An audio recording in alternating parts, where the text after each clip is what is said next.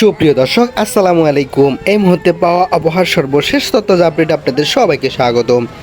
সুপ্রিয় দর্শক, আপনারা যারা নতুন ভিউয়ার্স আছেন আমাদের চ্যানেলটি সাবস্ক্রাইব করে দিবেন, সেই সাথে কোন জেলা থেকে দেখছেন কমেন্ট করে জানাতে ভুলবেন না। প্রিয় দর্শক, আজ বৃহস্পতিবার 26শে জুন, যদি রাত 9টা বাজে আমরা ইউরোপিয়ান উপগ্রহ চিত্রের দিকে তাকাই, তাহলে আমরা দেখতে পাচ্ছি যে বাংলাদেশের রংপুর, রাজশাহী, ঢাকা, চট্টগ্রাম, খুলনা, বরিশাল, সিলেট সহ প্রায় সব জায়গায় কিন্তু আকাশ মেঘমুক্ত রয়েছে। তবে আবহাওয়া অধিদপ্তর থেকে আগাম বার্তা পাওয়া গেছে যে দক্ষিণ বঙ্গোপসাগরে কিন্তু একটি লঘুচাপ সৃষ্টি হয়েছে, তা ক্রমে কিন্তু নিম্নচাপে রূপান্তরিত হতে হতে যাচ্ছে। যার কারণে আমরা যদি শুক্রবার 27 তারিখ যদি আমরা ভোর রাত 4টার দিকে তাকাই, তাহলে আমরা দেখতে পাবো যে বাংলাদেশের কক্সবাজারের টেকনাফ থেকে শুরু করে মহেশখালী, এছাড়া চট্টগ্রামের ফটিকছড়ি, খাগড়াছড়ি, রাঙ্গামাটি, এছাড়াও কুমিল্লার কিছু কিছু অঞ্চল ভারী মেঘমালা দেখা যাবে আকাশে সকাল ভোর রাত 4টা নাগাদ। সেই সাথে কিন্তু ভারী বৃষ্টিপাতের একটি পূর্বাভাস রয়েছে। এছাড়া যদি আমরা সকাল 8টা বাজে তাকাই, তাহলে আমরা দেখতে পাচ্ছি যে রংপুর, রাজশাহী, ঢাকার আকাশ কিছুটা মেঘাচ্ছন্ন থাকবে, তবে দমকা হাওয়া বইতে পারে সারা দেশে। এছাড়া আকাশ মেঘাচ্ছন্ন থাকতে পারে, কিন্তু মহেশখালী, টেকনাফের আকাশ মেঘাচ্ছন্ন থাকবে, সেখান থেকে বৃষ্টিপাতের একটি আশঙ্কা রয়েছে। এছাড়াও আমরা যদি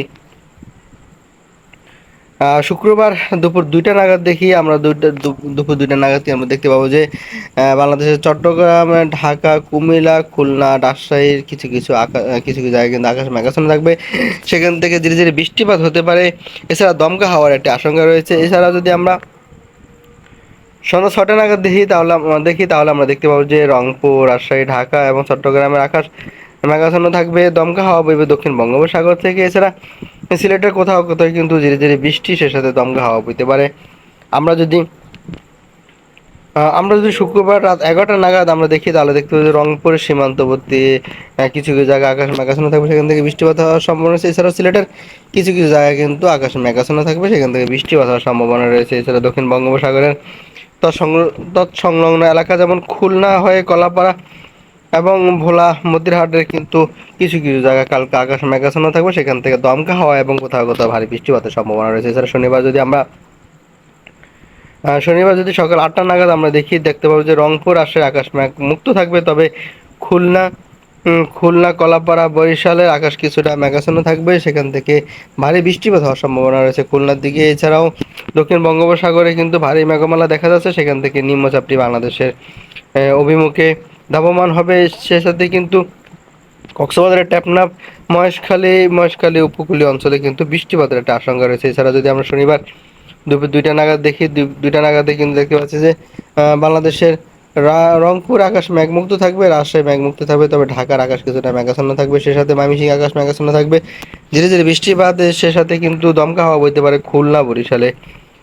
এছাড়া যদি আমরা রবিবার রবিবার ভোর রাত আমরা 3টার দিকে তাকাই, তাহলে আমরা দেখতে পাবো যে দক্ষিণ বঙ্গোপসাগরে ভারী মেঘমালা দেখা যাচ্ছে, সেখান থেকে ভারী বৃষ্টিপাত, সেই সাথে বজ্রসহ বৃষ্টিপাত হতে পারে। এই জন্য কিন্তু উপকূলীয় অঞ্চলের মাছ ধরার ট্রলার এবং নৌকোগুলোকে কিন্তু পাড়ে চলে আসতে হবে। এছাড়াও যদি আমরা আমরা দেখতে পাচ্ছি যে ভারী বৃষ্টিপাত হবে কিন্তু কুতুবদিয়া হয়ে মহেশখালী, চকরিয়া, এছাড়া টেকনাফে ভারী বৃষ্টিপাত হতে পারে, সেখান থেকে ঝড় বৃষ্টি এবং ঘূর্ণিঝড়ের ছোটখাটো একটি দমকা হাওয়ার মতন ঘূর্ণিঝড় হওয়ার একটি সম্ভাবনা রয়েছে। এছাড়াও যদি আমরা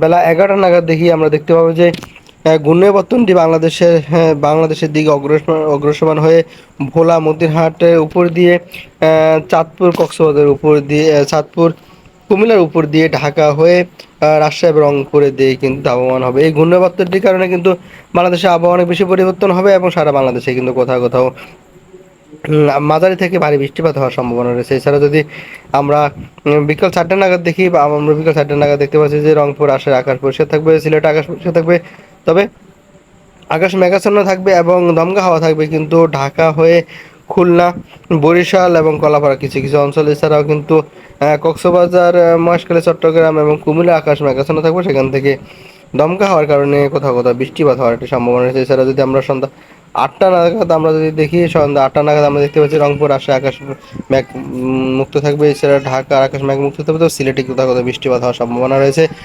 আর দক্ষিণ বঙ্গোপসাগর সৃষ্টি হওয়া নিম্নচাপটি কিন্তু ঘনীভূত হয়ে বাংলাদেশের দিকে ধাবমান হবে, এর ফলে কিন্তু কোথাও কোথাও দমকা হাওয়া থেকে মাঝারি ধরনের আহ, ঝড়ো হাওয়া বয়ে যেতে পারে। সুপ্রিয় দর্শক, এই ছিল আগামী 24 থেকে 48 ঘন্টা আবার পূর্বাভাস, যেখানে আছেন ভালো থাকবেন, সুস্থ থাকবেন। আল্লাহ হাফেজ।